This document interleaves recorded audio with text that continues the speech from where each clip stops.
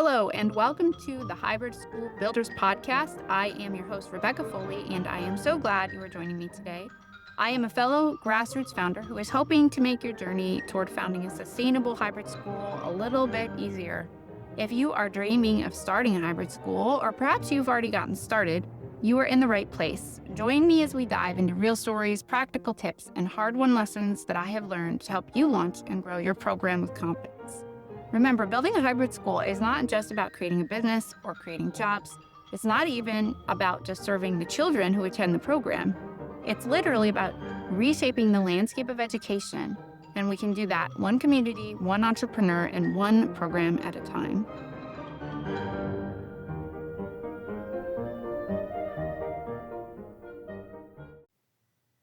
Hey guys, so I want to talk one more time to those of you who are nonprofit founders.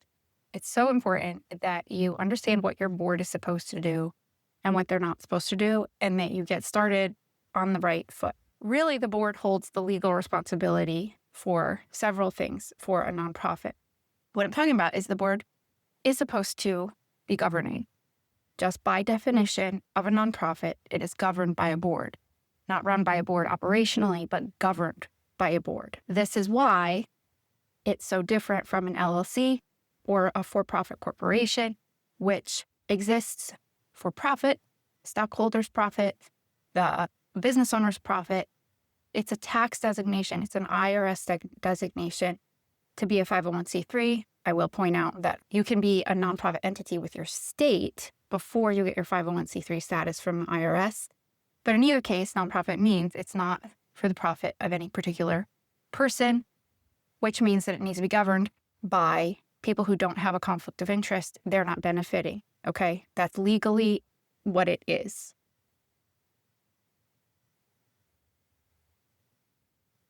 So what I'm going to describe to you is what your first few meetings ideally should look like. And I'm going to assume, because this is often the case with hybrid schools and small groups like this, a lot of times who's on board is some parents. They're not high-powered, executives. They're not business people with a bunch of clout in the community. That's not usually who's on the board of a small hybrid school. It's usually parents. They're just trying to help out. You needed a board. You ask some friends to be on your board. And everyone comes and is like, okay, what are we supposed to do in a board meeting? Okay. Now, that's fine because usually a hybrid school, the way that I'm talking about it, not always, but you don't need a whole bunch of donor funding. You don't need to put vast amounts of time into, fundraising and cultivating donors. In a large nonprofit, that is true, and boards should be spending a lot of time actually doing that. There may come a time, and it may be beneficial for your hybrid school to have your board members help with some donor fund and fundraising, but it's a lot of work and it's a lot of time, and you have to have the right people on the board who are able to do that and understand what it is they're supposed to be doing, okay? But we're going to set that aside for now and just talk about the governance. Ideally, your president of your board should actually be doing this because they're supposed to be leading the meeting. You might find someone who could be the president and you sit down with them and you have this conversation. But whether it's that or with the whole board, if you do it beforehand with the president, they can then do this and start off right away as being the person who leads the board and conducts the meetings. Either way, somebody on the first meeting needs to lead just an educational, here's what governance is, here's what you guys are supposed to do, here's what you're not supposed to do. So you could use training materials, you could watch videos, or you could just educate yourself, you and or the president, and you just sit there and you explain, okay?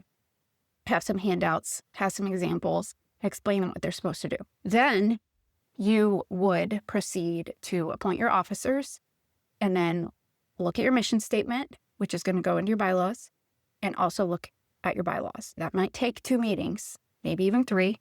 So you might kind of do some intensives here. Like you might have to meet several times in the beginning, a little more while you get all this off the ground.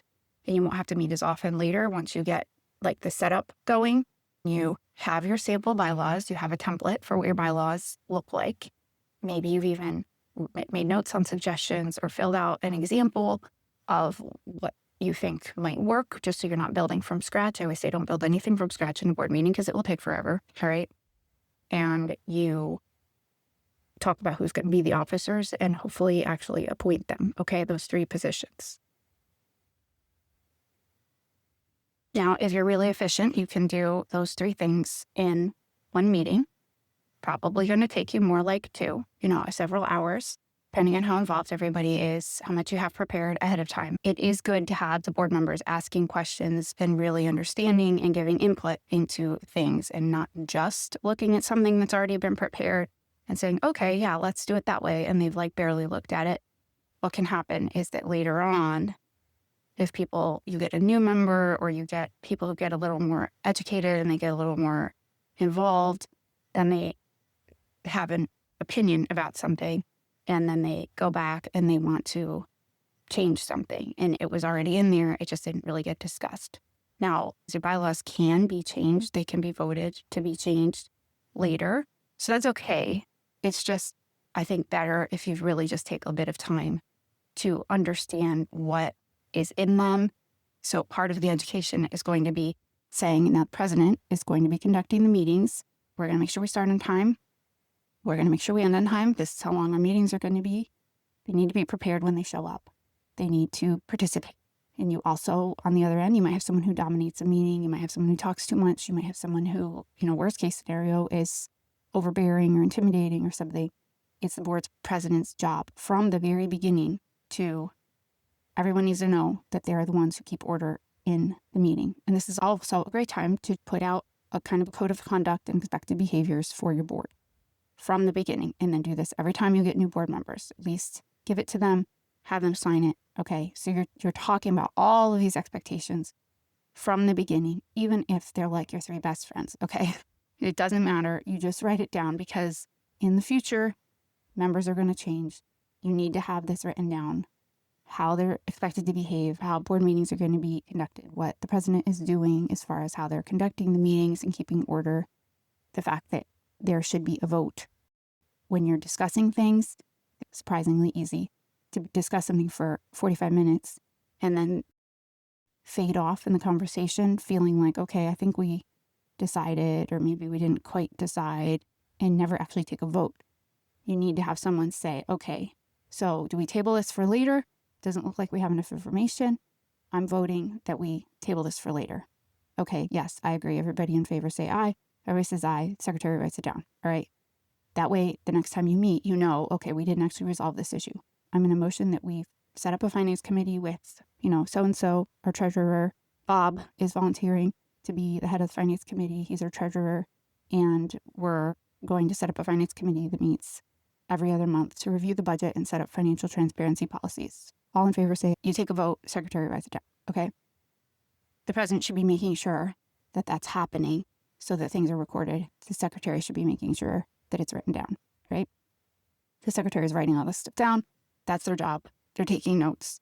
They're keeping the meeting minutes. Here's when we started. Here's when we ended. Here's the action items. Here's what we voted on. They're just taking notes. And they're also making sure that any documents that are organizational are kept in a place where everyone has access to them and they can be passed along to anyone in the future.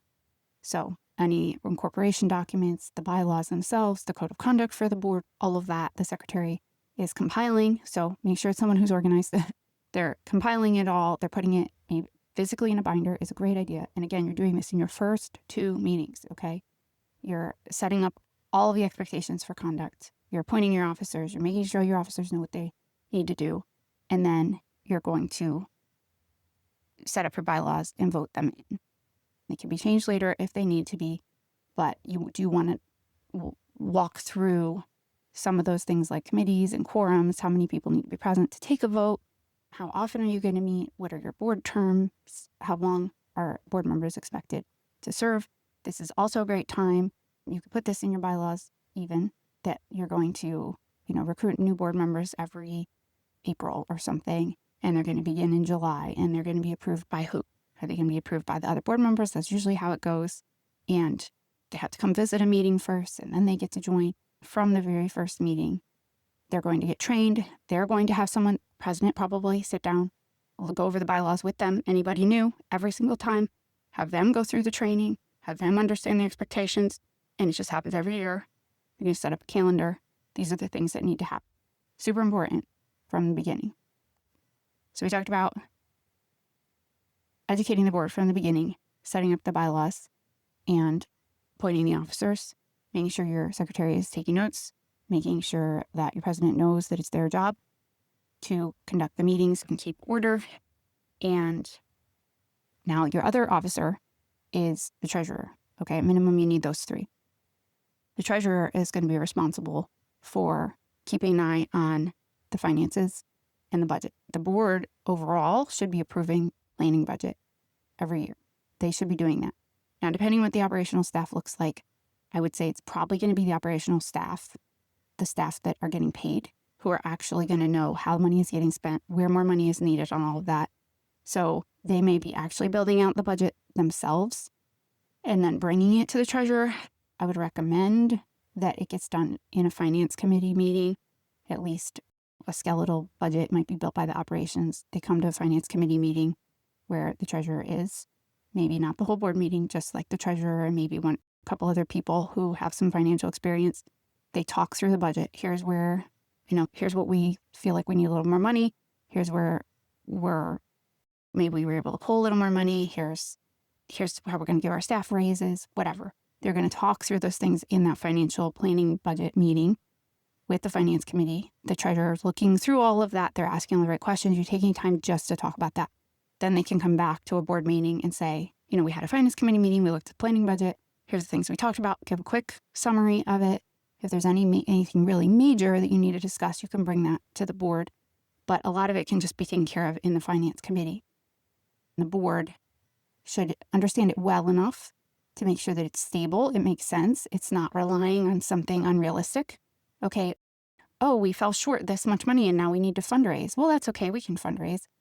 Who's going to fundraise? Do you have someone who's going to fundraise? Do you have donors? Do you have people? Do you have someone who knows how to run a fundraiser? Are they actually willing and able to spend the time? Who is going to be giving the money, right? If you don't have that plan in place, but the budget is really tight or it's going to be relying on fundraising anyway, and it's just kind of like left open-ended that someone's going to fundraise and nobody knows who it's going to be, that's not stable. Okay, so the board should be looking at that and saying, okay, who and what and when, how is this going to happen? If it's not, then it needs to go back to the finance committee probably to discuss a more realistic plan, okay? So that's kind of, again, an example of what this can look like as far as accountability. It's accountability. The board is responsible for the sustainability, for the transparency, for making sure that certain things are getting done. What's this going to look like? What's it realistically going to look like?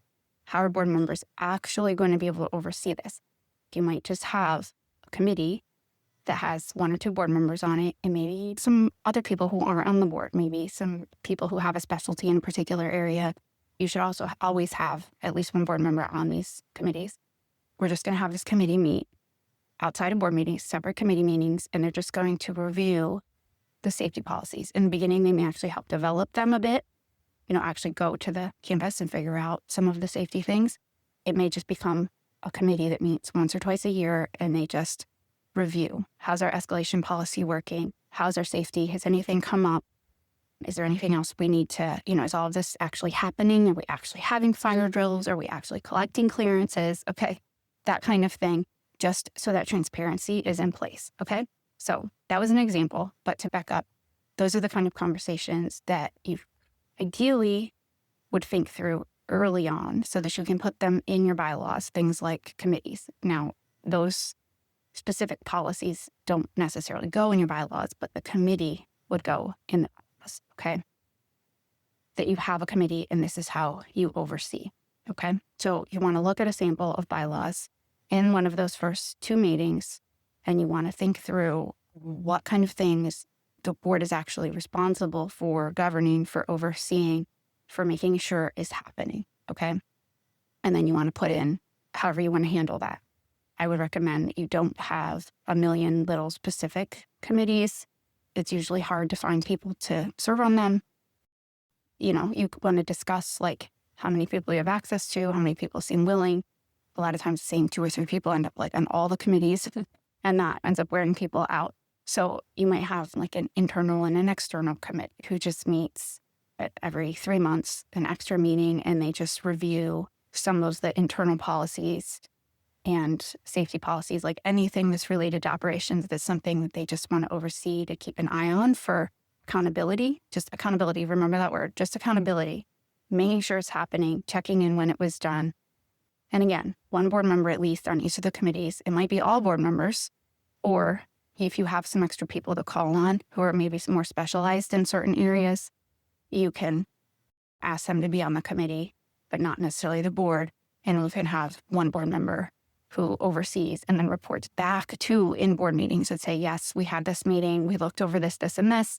Maybe we have concern about this area, but we made a checklist and we checked off all of these safety, escalation policies, clearances. We checked off all of that stuff. It's all getting done. It's all good. Okay. Again, they're not operating. They're not staff. They're just holding a phone. All right.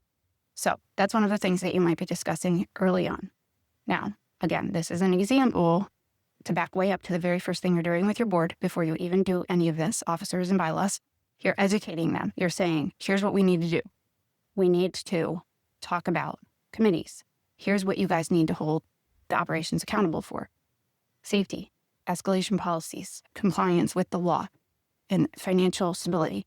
How do you want to do it? How do you want it to look? And then they need to know that first so that they can then put that in the bylaws. Vote in the bylaws.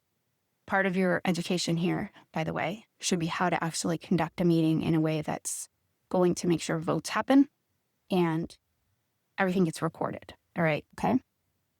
So that took a little longer than I was planning, but let me review again some of those things are that you're actually telling your board, that you're educating your board that they are supposed to be doing. Okay. Governance. What does it mean? Well, I mentioned those 3 duties: duty of care, duty of loyalty, duty of obedience. Duty of obedience. They need to make sure compliance is taken care of. The taxes are getting done. The paperwork is getting sent in. And there's transparency policies for finances, like the same person who's writing all of the checks and paying, it's not also trying to come up with their own salary and paying everybody and writing all the checks and doing all the bookkeeping. That's just not good transparency for a nonprofit. You're not supposed to really do that. Okay. So the finance committee, again, is supposed to be able to look at that and say, okay, this person realistically needs to be able to write checks. Let's make sure that we have someone doing bookkeeping outside of that. Maybe hiring someone, maybe hire a firm, or maybe, well, it makes sense for them to do the bookkeeping, but let's make sure that the treasurer looks at the statements every month. They have access to the bank statements. Every month they look at them. Maybe it's finance committee meeting, maybe it's just the treasurer, but there's another set of eyes on the finance committee. Transparency is supposed to be making sure is happening. The board needs to make sure that someone is making that happen. Okay. So that's what your first few meetings are going to be. Duty of loyalty, they need to make sure that they understand that nothing that they decide should be for their own personal benefit. Any kind of conflict of interest or a family member, they need to make sure that they understand that they need to declare that, which takes me to some other things I'll just mention that they should have. There should be a conflict of interest policy and a whistleblower policy. You have to make sure that that happens, as well as you should look through financial transparency. Document retention, that's another one that should be written down, that things are kept on file. You keep everything, but you have to keep your most official documents on file, certain exchanges and things. Make sure you have receipts for things like that. I won't get into a whole lot of detail on that, but document retention policy, what is it? Do you have one? Okay. So you have to, again, you're developing these. If it feels like a lot, it's because it's going to take you several meetings. But if you do this in the beginning and your board understands, okay, we need to develop these 3 policies: conflict of interest, whistleblower policy, document retention policy, and we need to make sure we understand what our financial transparency policies are. Okay, so we're going to spend our next meeting after you appoint your officers, after you've gone through your bylaws, after you all understand what a board is supposed to do. Now you're going to go do it, right? So your next, maybe your 3rd and 4th meeting, you actually sit down and you look at each of those policies. You talk about what a financial transparency policy is actually realistically looks like, that it's not a burden on people. You write it down and you file it away. Okay, then in the future, you actually make sure it's happening. But first, you just make sure those policies are in place, okay? And probably you're going to still be developing what some of these committees might look like what it's actually going to look like for a finance committee or an external committee. How often are they going to have to meet? Make sure that your operational staff are able to speak into those situations and say, okay, this sounds great, and I'm really glad you guys are doing this, but I think that it's going to be really hard for me to take care of the business I need to take care of if I can't write a check or I can't whatever. That doesn't mean that you don't still have that policy. The board needs to be able to listen to that, because sometimes they come up with something that sounds ideal and sounds nice, but in reality, it becomes a burden on the staff, because they're like, wait a minute, you mean I can't write a check over $300 now without someone getting a signature? I never see this person or something. Like, those can just be kind of things that end up feeling burdensome on the staff. So you want it to be realistic and you want to hear from them. Okay. So these are conversations that need to just happen. Make sure everybody's talking. Make sure everyone is giving their input. Make sure you're having healthy conflict and conversations. And one person isn't just throwing out some ideas and everyone's just like nodding. And in reality, they're not actually happy with it. So you're developing culture too. You're developing leadership, and you're developing how to have a meeting while you're doing this. But it's so important. Very important. All right. So let's review that. Your very first meeting, you sit down and you tell your board, here's what a board's supposed to do. Through some sort of training, you explain to them what governance is, you explain to them what those 3 duties are, and then you explain to them what this looks like: compliance, oversight, making sure that a safety kind of compliance things are happening, and there's some sort of accountability, financial oversight, making sure that we're sustainable in the long run by making sure we have the staff we need, everything's funded correctly, tuition is the right number. That's all sustainability stuff to make sure that the organization is going to last. And I didn't mention this one yet, but very soon they should be appointing the executive staff. Okay. In a nonprofit, it's usually an executive director. That's just the nonprofit language for it, which gets a little fuzzy with a school, because you're like, well, I'm operating like a school. Like, if you Google what an executive director does, it's a lot of times it's like fundraising sorts of stuff, when in reality, you're just like being a kind of a principal. So the board needs to discuss what kind of title you'd like to use. This is the operational staff person who's going to be held accountable to the board. They are the only staff person. And I think it can be, I've talked to multiple groups, multiple people, where there's 2 people who started the group and they're kind of like doing everything together. It would be like weird to say, well, let's make one of them executive director, or it's not. You can do that just fine. Just make sure that they're both part of the conversation, right?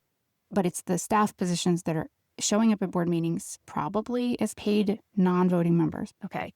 They're being held accountable by the board, which means the board is, writing up their contract, setting their salary, and making sure that their job is like being done well. Okay. It's usually one person, but it could be, I think it can be 2, as long as you clearly understand what the roles are. So you have conversations about the titles, make sure that they're included, all of that kind of thing.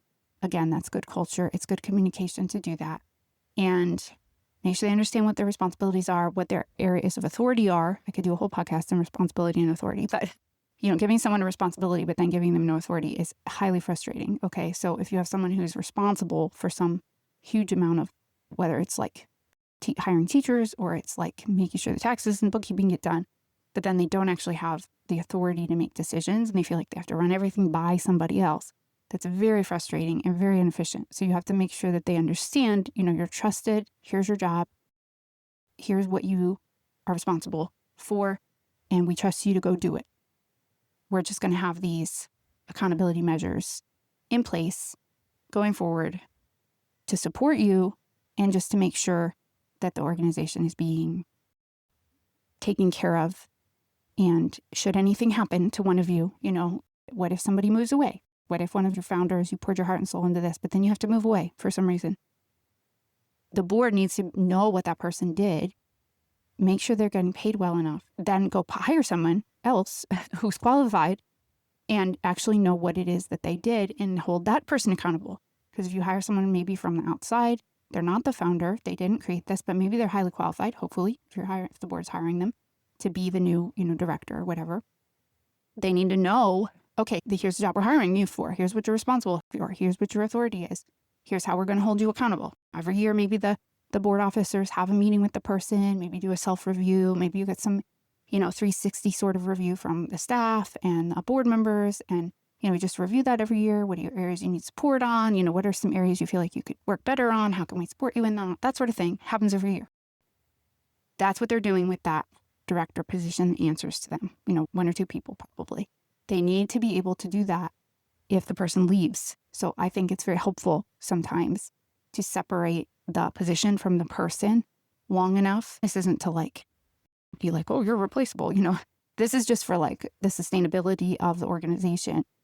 This shouldn't be riding on one person's shoulders. It should not be riding on the founder's shoulders. If they were to leave the organization, the board's job is to make sure the organization is still stable. Okay. So they need to make sure that a qualified person is able to run the entire organization operationally. They're being held accountable and the board knows what they're doing. They're getting paid well, all of that. Okay. So that's the other thing the board needs to make sure that they're doing, which is, again, it's going to take some time to sit down and decide, write up a contract, write up a job description, talk to the person who's going to be this person, which is probably likely going to be you, possibly. But even that, you want to be able to say, well, gee, I don't feel comfortable overseeing the entire budget all by yourself. So that's okay. You can just make sure you say that. Is there a way we can kind of get the financial committee a little more involved? Or maybe can I hire somebody to help me with this? Someone who's really good with numbers. You shouldn't be asking if you can hire somebody. You can hire people. If you're a director, that should be part of your authority and your responsibility. You can hire people. As long as it fits in with the budget, there's money for it. You're responsible for making sure that all of that balances. The board's responsible for checking in on that and making sure that it's all sustainable. But they should be trusting you as a director with saying, well, I don't have time for this and I'm maybe not real good at it. So I'm going to hire someone else to help me with this. And we're going to have to put that in the budget. That's your responsibility and your authority that you should hold as a director. Board needs to be educated on those things. The compliance, the financials, the director, and the planning in the sense that all of this is getting done and you're heading in a direction for sustainability and stability. Right now, this kind of is the planning, is making sure all this infrastructure is in place. Later on, you could do a whole big strategic plan with your board. Right now, this is your plan. It's to make sure all of these systems are in place with your board. Okay. So you educate them in your first meeting, set your officers, talk through what you want your bylaws to look like, and you keep educating. You're building culture. You're making sure that you know how to have meetings, making sure everybody's speaking out, making sure you're expecting them to participate, do what they say they're going to do. And then in those meetings, you're then digging into those things that you put in your bylaws. What kind of committees are we going to have? What are they going to do? How are we going to hold the director accountable? And how are we going to, make sure compliance happens? Do we have a calendar for all of this? How are we going to recruit new board members? You're going to then proceed to have meetings that discuss those things. So like I said, it might be several meetings in the beginning, might feel a little overwhelming, but just assign a task for each meeting. This is what I'm going to do this time. This is what we're going to talk about. Don't get in the weeds with stuff. Make sure the president understands. And then after your first probably 4 or 5 meetings, you should have these systems in place. You should have a plan. And then you're really just doing it. So from then on out, you might only have to meet 4 times a year to actually look at budgets, review what the committee came up with for a policy, review your new board members the following year, have the accountability for the director. You're then just going to start doing that. And then as you go through your first couple of years, those things, you're just fine-tuning them a bit and seeing what works and what doesn't work and actually doing it, okay? There was a lot there, but super important. Start off on the right foot. Make sure stuff is happening correctly from the beginning, and you will be much happier in the future.